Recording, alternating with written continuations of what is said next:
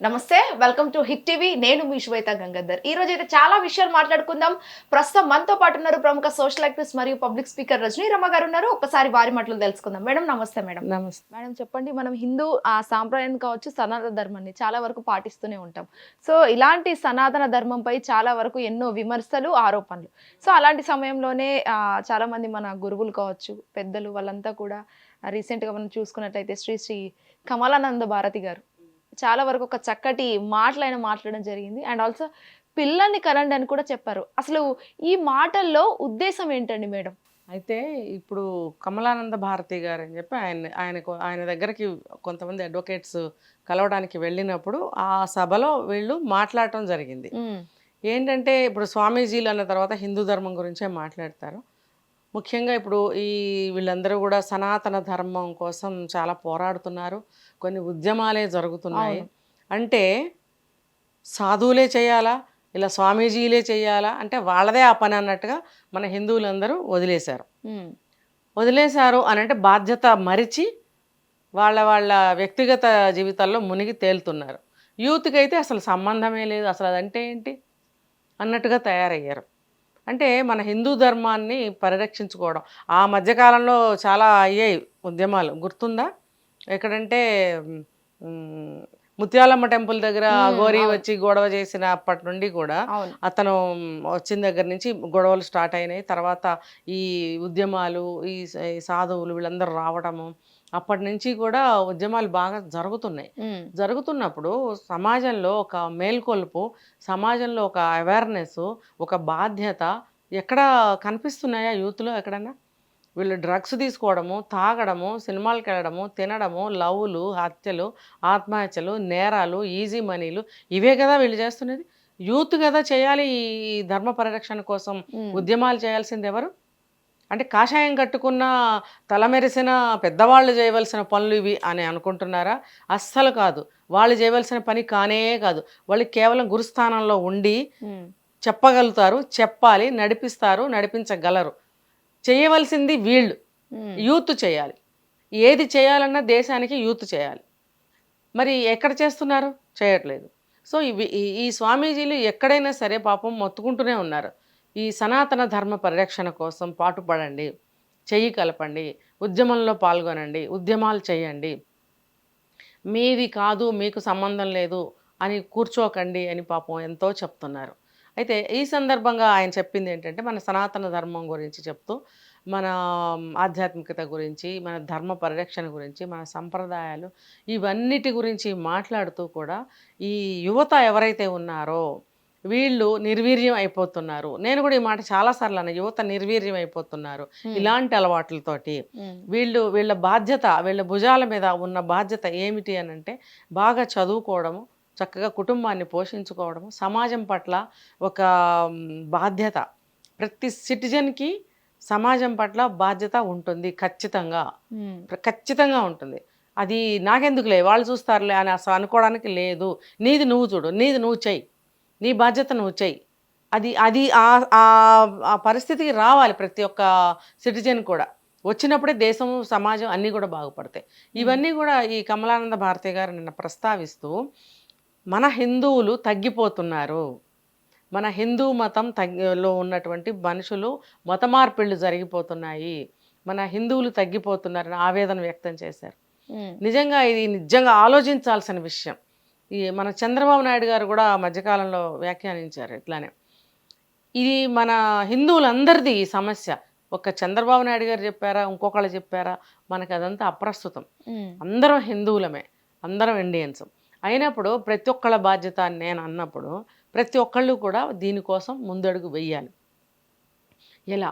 యువత అనేవాళ్ళు ప్రతిరోజు ఇంట్లో పూజ చేసుకోవడం, పిల్లలుంటే పిల్లలకి మన హిందూ సంస్కారం నేర్పడము, మన ఇండియన్ కల్చర్ని నేర్పించడము, తర్వాత మన ఆచార వ్యవహారాలని వాళ్ళకి నేర్పించడము, మనం కూడా వాటిని ముందుకు తీసుకెళ్ళడము, ఇలాంటివన్నీ చేయాలి. ప్రతిరోజు దైవ దర్శనం చేసుకోవాలి. ఒకప్పుడు కాలేజీకి వెళ్ళినా, ఆఫీస్కి వెళ్ళినా దారిలో ఆగి దేవుడికి ఒక దండం పెట్టుకుని లోపలికి వెళ్ళే టైం లేకపోతే గుడి గుమ్మం బయట బూట్లో చెప్పులు విప్పి దండం పెట్టుకుని మళ్ళీ బూట్ వేసుకుని వెళ్ళేవారు. ఇప్పుడు ఎవరన్నా చాలా తక్కువ మంది ఉన్నారు అలాంటి వాళ్ళు. ఎంతమంది చేస్తున్నారు అట్లా? లేదు. ఖచ్చితంగా దైవ దర్శనం చేసుకోవాలా, మాకు ఇదే పనే అంటే దేవుడి తర్వాతే కదా ఏదైనా.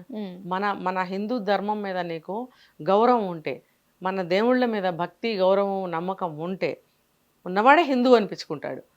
అలాంటి వాడికి టైం లేదనే మాట ఏంటి? నువ్వు దారిలో వెళ్తూ వెళ్తూ ఒక్క క్షణం ఇంజన్ ఆఫ్ చేసి దండం పెట్టుకో చాలు. కనీసం నీకు ఆ మనసుకి ఒక సంతోషం, ఒక ధైర్యం, ఒక పాజిటివ్ వైబ్స్ ఇవన్నీ నీలో వచ్చేస్తాయి.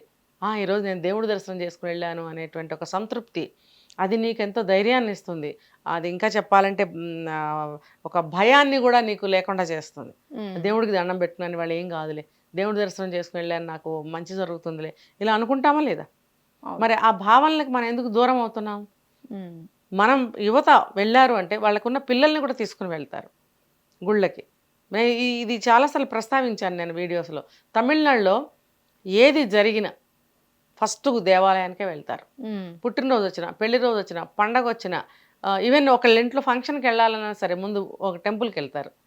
టెంపుల్కి వెళ్ళిన తర్వాత ఫంక్షన్కి వెళ్తారు. ఏ పని చేయాలన్నా, ఇంకా చెప్పాలంటే ప్రతిరోజు కూడా టెంపుల్ దర్శనం చేసుకుంటారు. వాళ్ళకి చాలా దగ్గరలో చాలా టెంపుల్స్ ఉంటాయి, మనకి ఉన్నాయి.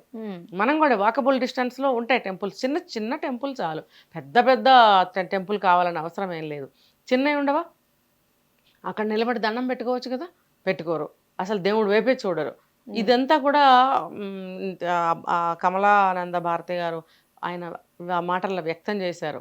అయితే ప్రతిరోజు దైవదర్శనం చేసుకోవడం, పిల్లలకి నేర్పడం, మన ఆచార వ్యవహారాలు నేర్పడము, మన హిందూ మతం గురించి చెప్పడము, ఇంట్లో కూడా మనం ఏమంటారు పురాణ పఠనాలు వీలైనంతలో. అంటే మాకేం పని లేదా అంటే అట్లా కాదు, మీకు టైం ఉన్నప్పుడు రోజు ఒక 2 లైన్లు మీరు చదివితే నష్టమేముంది కదా. 104 శ్లోకాలు నేర్చుకున్నారంటే దండం పెట్టుకుంటూనే లోపల 1/2 నిమిషంలో మీరు ఆ శ్లోకం చదివేసుకోవచ్చు. ఈ సంస్కృతిని, ఈ అలవాటుని మీరు చేసుకోండి, పిల్లలకి చేయండి అని అంటున్నారు. ఇప్పుడు మాలాంటి పెద్దవాళ్ళు ఉన్నాం, మీ పిల్లలకి మేము చెప్తాము, మీరు వినాలి కదా. మీరు వింటే మీ పిల్లలకి మీరు నేర్పిస్తారు. మీరు వినాలి, వినేటట్టుగా మేము కూడా చెప్పాలి. చెప్పేవాళ్ళు చెప్తున్నారు, చెప్పని వాళ్ళు లేరు. వాళ్ళకి మా అమ్మాయికి టైం ఉండదు, మా అమ్మాయి ఉద్యోగం చేస్తుంది, మా అబ్బాయి ఉద్యోగం చేస్తున్నాడని గ్రేట్గా మాట్లాడతారు. అదంతా కాదు. ఇంకా సక్రమంగా ముందుకెళ్ళాలి, ఇంకా సక్రమంగా జీవితాలు వెలుగొందాలి అని అంటే దైవభక్తి ఖచ్చితంగా ఉండాల్సింది. దేవుడి యొక్క ఏమంటారు ఆశీస్సులు తప్పకుండా ఉండాలి. కాబట్టి దండం పెట్టుకోమ్మా, ఒక దీపం పెట్టేళ్ళమ్మా అని పిల్లలకి నేర్పాలి. ఈ సంస్కృతిని నేర్పమని చెప్తున్నారు. తర్వాత హిందువులు తగ్గిపోతున్నారు కాబట్టి వివాహ బంధం మీద కూడా అసలు సరైన అభిప్రాయాలు లేకుండా పోతున్నాయి. ప్రేమలు అంటున్నారు, పెళ్ళిళ్ళు అంటున్నారు, విడాకులు అంటున్నారు. ఇదంతా కాదు. అసలు హిందువులు అయిన తర్వాత ఒక వివాహ వ్యవస్థ అనేది మన దేశంలోనే ఉంది. ఆ వివాహ వ్యవస్థని ఎంత దారుణంగా నాశనం చేస్తున్నారో అంత దారుణంగా నాశనం చేస్తున్నారు. దాని మీద ప్రతి దాని మీద ఒక భక్తిభావం ఉండాలి, ఒక నమ్మకం, ఒక గురి ఉండాల్సిందే. దాన్ని ఆ సంస్కృతిని ముందుకు తీసుకెళ్ళాలి మనం. దాన్ని అక్కడికక్కడే సమాధి చేస్తున్నాం. అది చాలా తప్పు. వివాహ వ్యవస్థ కూడా చాలా మీరు పవిత్రంగా చూసుకోవాలి అని ఆయన చెప్పారు. ఎలా ఒక సాంప్రదాయమైనటువంటి పెళ్ళి, సరే మీరు లవ్ మ్యారేజ్ చేసుకున్నా సరే మీరు ఆదర్శంగా జీవించండి. ఓకే, జీవించండి, పిల్లల్ని కనండి. అంటే వీళ్ళు సాఫ్ట్వేర్ ఉద్యోగాలు పెళ్లి చేసుకుని వీళ్ళు పిల్లల్ని కనడానికి కాదు చెప్పడం. ఆయన కింద స్థాయి నుంచి పై స్థాయి వరకు హిందూ అనేవాడు ఎవరైనా సరే పిల్లల్ని 3 4 కనండి. దానివల్ల మన సంతతి హిందువులు అనేవాళ్ళు మళ్ళీ పెరుగుతారు.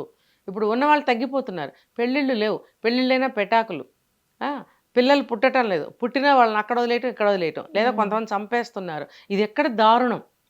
ఒక సనాతన ధర్మం అనేటువంటి ఒక కార్యక్రమంలో ఒక ఆయన చెప్పారు, మీకు అట్లా బరువు అయితే ఆ పిల్లల్ని తెచ్చి నా గేటు దగ్గర వదిలేసి వెళ్ళిపోండి, నేను పెంచి పెద్ద చేస్తా ఆ పిల్లల్ని.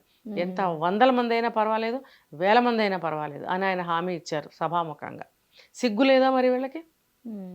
నీ పిల్లల్ని, ఇందాక నేను చెప్పింది అది, నీ పిల్లల్ని ఎవరో పెంచడం ఏంటి? సిగ్గు లేదా?